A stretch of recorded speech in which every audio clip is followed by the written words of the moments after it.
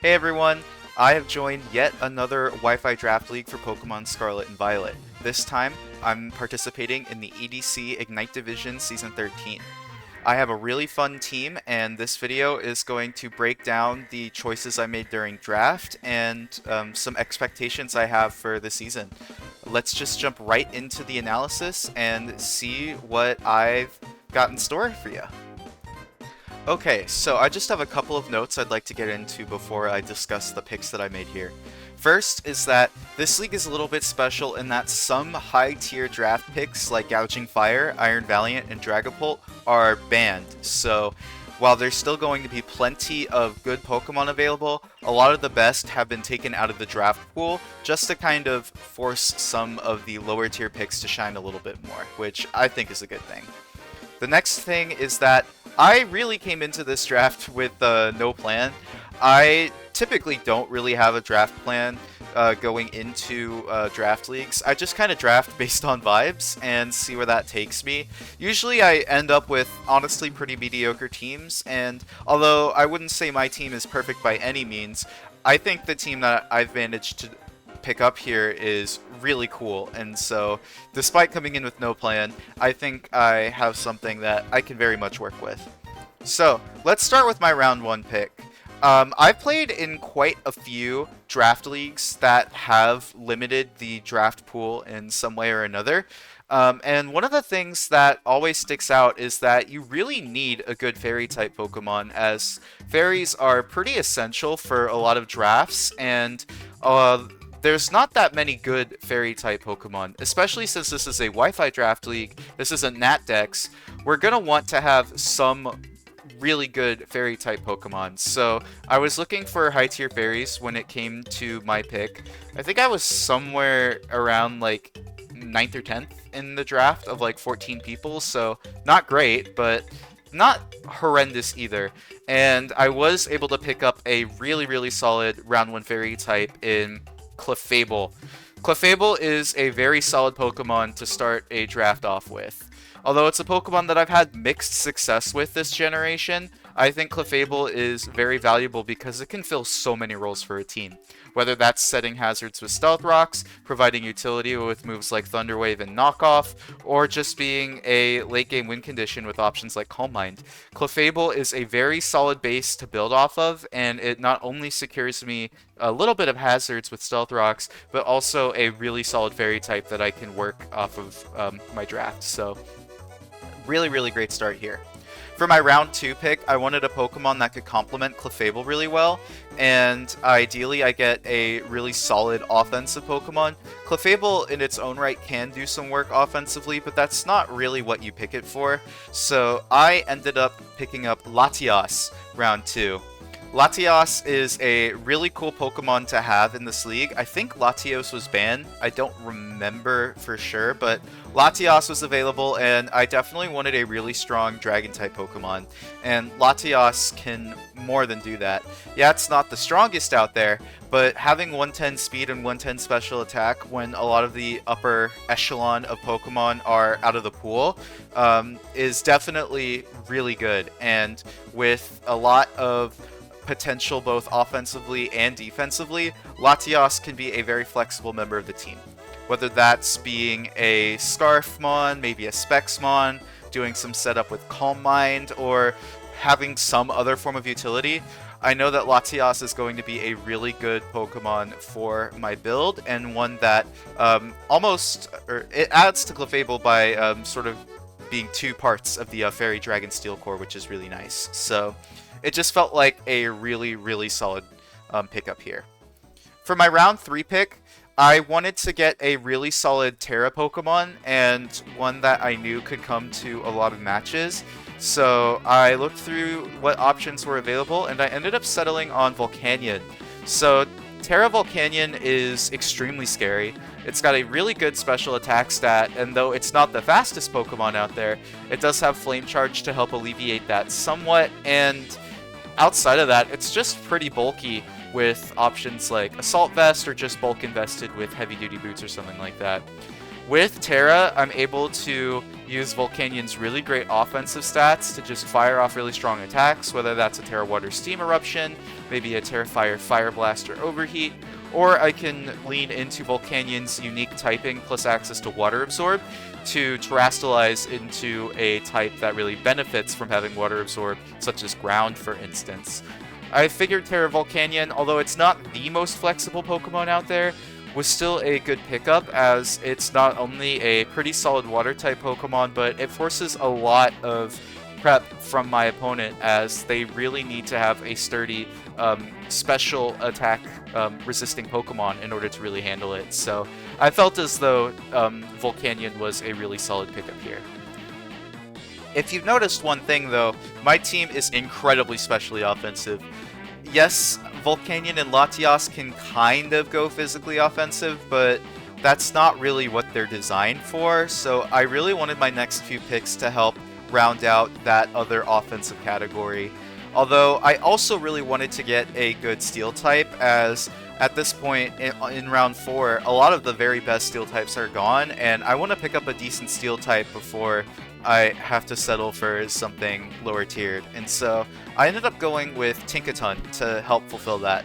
First of all, Tinkaton is primarily a physical attacker, so that kind of helps, but it's not hitting super duper hard outside of Gigaton Hammer. However, Tinkaton I think is pretty good for my draft because of its amazing utility and its Steel typing, completing the Fairy Dragon Steel Core with Clefable and Latias. And being a Fairy Steel type, it doesn't really cannibalize Clefable's defensive niche as much because Steel and Fairy end up having a somewhat different set of weaknesses and resistances compared to just Mono Fairy. So I felt as though it was totally worth it to have 2 Fairy types here. Tinkaton's great with access to Stealth Rock, Knockoff, Thunderwave, Encore, and of course Steel Fairy being one of the best defensive types in the entire game. It's just a really solid defensive piece that I think has good synergy with the rest of my team. Yes, it's another very specially defensive Pokemon. My physical defense isn't great, but at the same time, I figured that I wanted to get a good Steel type now, and Tinkaton was one of the best options that I saw on the board, so I figured it would be a great addition to the team. Next, I wanted to get some hazard removal, and I also wanted a ground type Pokemon. I think ground types are pretty mandatory to have in draft, as being able to block Volt Switch is really good. You can get that sort of momentum in your favor, or at the very least, you're just not as open to getting pivot spammed on as you would if you lacked a ground type. So I knew I wanted a good ground type. Initially, I had actually picked Swampert here, but I don't have any removal on this team, and with Volcanion, yes, I can terrestrialize it to get out of that fire typing. I figured, though, that it would be a good idea to have some form of hazard removal so that I don't have to run heavy-duty boots on Volcanion or force a particular Terra type on it every single week. So I made sure to get a pretty solid spinner, and I ended up going with Donphan. Yes, coming off of my WPF season where I ended up having Great Tusk, we now have Average Tusk, if you will. Mid-Tusk, even. Donphan is a Pokemon that I'm no stranger to using in draft, in a lot of draft leagues that I've been a part of, not on YouTube.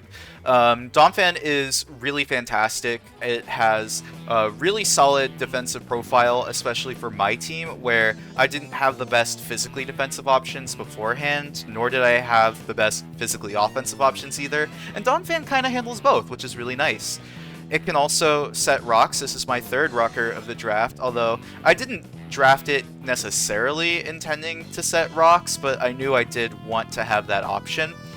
I really wanted it for its ability to spin, and that is perfect. It fits that role perfect in my team here with Rapid Spin, as well as other utility options like Knockoff, Roar, stuff like that. Or if I really want, I can make it more of an offensive pick with options like Trailblaze and Seed Bomb, Gunk Shot, Ice Spinner, Earthquake. It's kind of similar to Great Tusk in that way, although I think Donphan is a lot more limited just due to its much more limited stats. At the same time, however, the role it fulfills on my team is incredibly valuable, and so I knew I just couldn't pass up the opportunity to have it on a team like this. For the next pick, I wanted to have another strong Terra Captain that is a physical attacker to kind of complement Volcanion being more of a especially offensive Terra abuser. So I also noticed that at this point I do not have a Ghost switch-in on my team whatsoever. I have no Dark types, I have no Normal types, and so I was looking through Pokemon that could potentially fulfill those roles, and the one that caught my eye and the one that I ended up going with is Terra Snorlax. Yeah, it's pretty crazy that even though a lot of the higher tier mons have been removed from the draft pool, they still allow Snorlax to terrastalize, and I do get it. It's not the most difficult Pokemon to prevent from setting up. You can taunt it, you can use Haze, you can maybe Toxic it if it's not immunity. However, at the same time, Snorlax I felt was just really good synergy-wise for my team. Not only having that late game win condition potential, but also being able to sponge ghost hits really effectively before terrastalizing. That was a really big part of why I wanted Snorlax. Now, I don't think I've used Snorlax at all this generation in draft. I'm pretty sure this is my very first time using it this gen. I'm pretty sure I've drafted it a couple times before, but what really drew me to Snorlax outside of those roles was that I really wanted to experiment with some Snorlax sets outside of the prototypical Curselax sets. I'm familiar that Choice Band Lax historically in 6v6 singles has been a pretty good set for it in the more middle to modern generations, and so I'm hoping I get the chance to bring that at least once. I was also thinking about Assault Vest Snorlax, as even though I do have some really solid special walls on my team, Assault Vest with that high of a Spadef and HP stat can make Snorlax extremely difficult for some special attackers to take down, and so I really wanted to have the opportunity to experiment with that. Snorlax also has some other fun options like Encore, which is pretty cool, so I'm excited to get the opportunity to try that out. It's not going to be the most crazy Pokemon, mind you, but it's a Pokemon that I really want to experiment with and just see how I can make use of it in this draft. So we're halfway through the draft, and it's looking pretty good. I know I want a little bit more speed, as my team right now is very slow. I also don't have a grounded poison type Pokemon, so that's another thing that I really need to check off my list. And so I ended up picking Gengar for my round 7 pick. Gengar is one of my all-time favorite Pokemon, and I was really excited to see that it was still up. Now, it's not giving me a new speed tier, as Latias is already base 110 speed. However, Gengar is still pretty fast, and with its strong 130 special attack stat and ghost typing, it's a really difficult Pokemon for opponents to switch into, especially if I give it a choice specs or something along those lines. Gengar also has a lot of flexibility with what it can do, with options like Will-O-Wisp, Taunt, I believe it gets Thunder Wave, Destiny Bond, stuff like that. It can Nasty Plot, it can set Toxic Spikes. There's a lot that Gengar is capable of, so it fits pretty well into this team. Again, not having a unique speed tier is a bit of a negative, but at the same time, I figured that Gengar, with its speed tier being what it is, can help with the speed problem, not forcing Latias to be Scarf every week or something along those lines. I can kind of play that by eye. So it is also another strong special attacker, which, hey, I have like a billion of them, but at the same time, I figured that overloading opponents' special checks can help lead to eventually one of my really strong special attackers running away with the game. So one last thing I'd like to note is that the Gengar Clefable core is pretty sick. If you know, you know. Okay, so my next pick is probably my favorite pick of the entire draft. It is a Pokemon that I saw around the time I picked up Donphan, I want to say, and it was 2 points. This Pokemon should not be worth 2 points, even without the ability to terrastalize. There's just way way too much value here. So I wanted to pick this Pokemon up, but I knew that I could push it off a little bit. I don't think it's on too many people's radars, and I can push it off until I feel like the time is right and pick up some more immediately necessary pieces. And for round 8, I figured the time was right to pick up Oricorio. And I don't just get one Oricorio. I'm pretty sure I get all 4. It wasn't explicitly written anywhere that you get all 4 Oricorios. It wasn't in the rules nor on the draft board. However, most of the time when you draft Oricorio, you get all 4. So I'm assuming I get access to all 4. And none of the other Oricorios are like tiered differently. So yeah, I get Oricorio all for 2 points. That is pretty ridiculous in Generation 9, as going into Gen 9, Oricorio got a massive buff getting access to Quiver Dance. Quiver Dance is one of the best moves in the entirety of the franchise, not only turning you into a strong and bulky sweeper, but also fast as well. It boosts most of the relevant stats for Oricorio and makes it an incredibly threatening late-game win condition. Oricorio is also nice because it provides my team with another ground immunity. Right now, I currently only have Latios for that, and I don't have any resistances, on top of having 3 weaknesses, so having another ground immunity is incredibly valuable for me. And with having access to all of these typings for Oricorio, I can use them to check different things. Do I need a really sturdy flying resist? I can use Oricorio Pom-Pom. Do I need to be able to take on maybe like a poison type or a bug type or something like that? I could use Sensu or Baiala. Palu is probably the one I'm least likely to use just because Psychic Flying is not really that good of a type, but it is an option if I really want to run it. Overall though, Oricorio for just 2 points and having access to all of these is insane value. One other reason I wanted to pick it up too is that it still has access to Defog, so in a pinch I can also use Oricorio as more of a Defog option as well. It's not super ideal to have it do that, but at the same time, there will be matchups where it's good to bring Oricorio and have that as your defogger, so I wanted to make sure that I could use Oricorio to its fullest there. So, just an incredible value pick, and one that I'm really, really excited to get the chance to use. Alright, this next pick is the last of the picks I picked up during the draft. I have 3 picks left to talk about, and the last 2 picks after this next one I picked up during the grace period after the draft, as I kind of just picked some filler Pokemon in the end to kind of keep the draft rolling.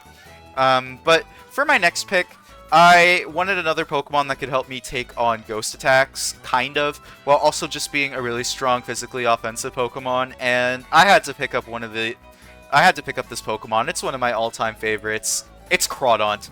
Crawdaunt is a really scary Pokemon to try and switch into. Base 120 attack with adaptability makes Crawdaunt an incredibly difficult Pokemon for bulky Pokemon to reliably handle. And with access to speed control options like Aqua Jet and Dragon Dance, it can potentially work into some more offensive teams as well.